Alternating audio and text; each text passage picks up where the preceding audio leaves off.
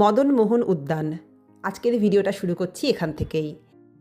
আগের দুটো ভিডিওতে তোমাদের দেখিয়েছিলাম তুফানগঞ্জে আসা এবং তুফানগঞ্জে আমাদের গুরুদেবের আশ্রম নিতাই গৌর সংঘ আশ্রম দর্শন করানো এবং আমার বাবার কিছু ভক্তি পথে আসার স্মরণীয় কাহিনী। তো আজকে তোমাদেরকে নিয়ে যাচ্ছি তুফানগঞ্জের মদনমোহন বাড়ি দর্শন করাতে। কুচবিহারের মদনমোহন বাড়ি প্রায় সকলেই দেখেছো। রাসমেলার সময় যারা যাও তারা নিশ্চয়ই মদনমোহন বাড়ি দর্শন করেছো। তো আমি এটা নিয়ে 3টে মদনমোহন বাড়ি দর্শন করলাম। কুচবিহারের মদনমোহন বাড়ি, নিশিগঞ্জের মদনমোহন বাড়ি আর তুফানগঞ্জের। তো 3টে মন্দির তোমরা দেখাচ্ছি। 3টে মন্দির দেখার পর আমি একটা জিনিস বুঝতে পারলাম, যেটা তোমাদেরকে মন্দিরটা দর্শন করানোর পরে বলবো।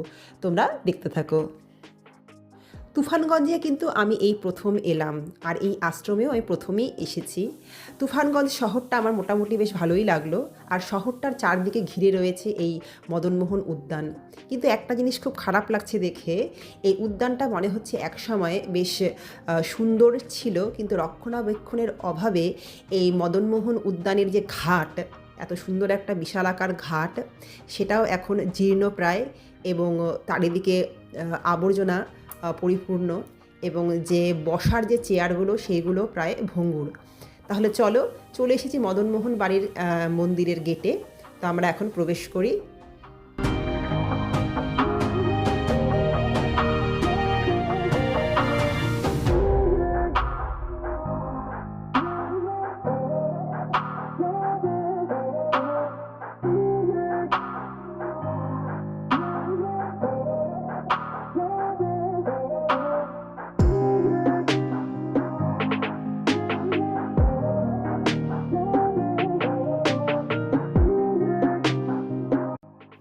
মদনমোহন মন্দিরের চারপাশটা ভীষণ শান্ত এবং নিরিবিলি, তোমরা দেখতেই পারছো, এবং অবশ্যই পরিষ্কার পরিচ্ছন্ন পুরো মাঠটা।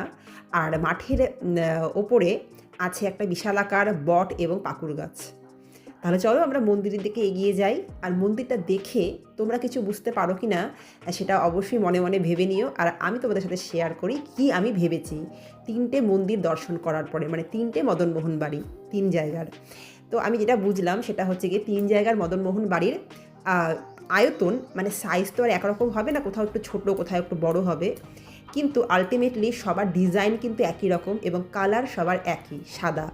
সাদা হচ্ছে শান্তির প্রতীক, তাই না? আর আমার ভগবান গোবিন্দের শ্রীচরণে যে একবার নিজেকে সমর্পণ করে সে অবশ্যই শান্তির পথেই হাঁটে, তাই না? কুচবিহারের মদনমোহন বাড়িতে তোমরা যারা গেছো তারা দেখেছো মন্দিরের সামনে একটা সুন্দর বসার জায়গা আছে, যেটা কিছুক্ষণ আগে দেখালাম আমি, সুন্দর ওখানে আলপনা করা, আর দেখালাম যে হচ্ছে গিয়ে তুলসী মঞ্চ। তো দুটো জিনিস দেখে আমার কুচবিহারের মদনমোহন বাড়ির কথা মনে পড়ে গেল। তাহলে চলো একটু সামনে গিয়ে ভগবানের দর্শন করি এবং তোমাদেরকেও দর্শন করাই। মন্দিরে এসে দেখলাম কিছু মানুষজনের ভিড়, তো ভাবলাম ওনারা হয়তো মন্দির দর্শন করতে এসেছেন। তারপর দেখলাম যে না, একটা শিশু কন্যার মুখে প্রসাদ বা অন্নপ্রাশন হচ্ছে। তো কত ভাগ্য বলো তো শিশু কন্যাটির, ও প্রথম যখন ভাতের দানা বা অন্ন সে মুখে দেবে, তো সেটা মদনমোহনের মহাপ্রসাদ সে মুখে দিয়ে সে তার অন্ন গ্রহণ করা শুরু করবে।